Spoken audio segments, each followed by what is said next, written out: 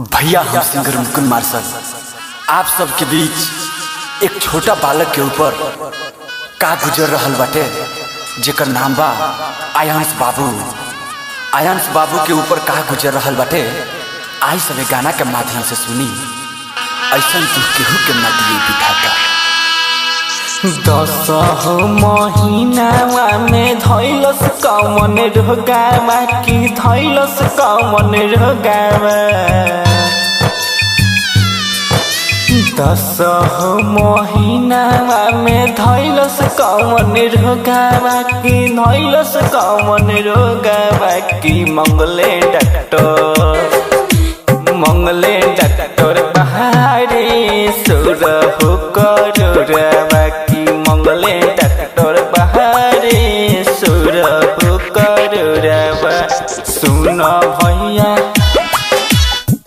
भैया बहिनी करी अर्जी हाथे जोड़ावा की अर्जी हाथे जोड़ावा की अंश के देखी हालते बहे आखी उड़ावा। अंश के देखी हालते बहे आखी लोड़ावा। अंश के देखी हालत। आप सुन रहे हैं डीजे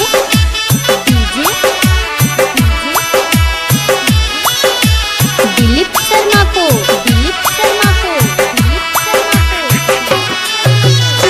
हंसत खेलत बाबू अपन छैलस कल बलैया रौ न बनी नीरदैया।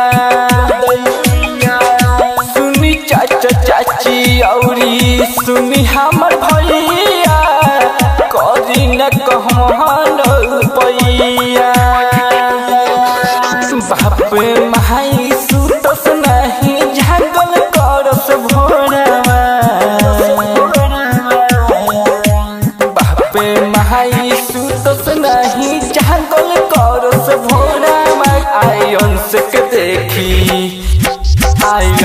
के देखी हालत बहे आखी लोड़वा। अंश के देखी हालत।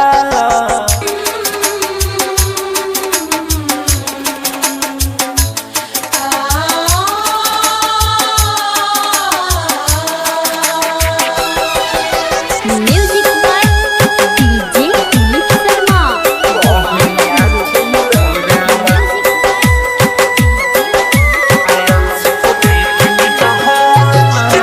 जिंदगी औरी मौत से लड़त पार बाबुआ जौन जुड़ता वहां लगा दी।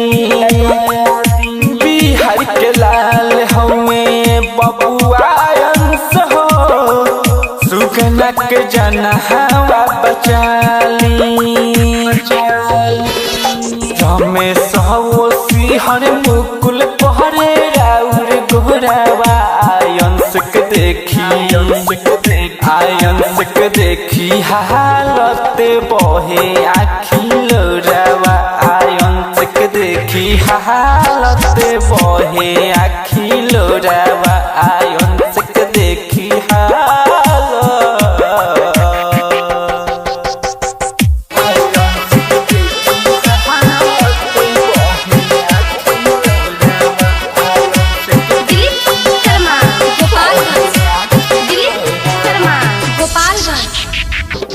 अंश के देखी हालत बहे आखी उड़ावा। अंश के देखी हालत बहे आखी लोड़वा। अंश के देखी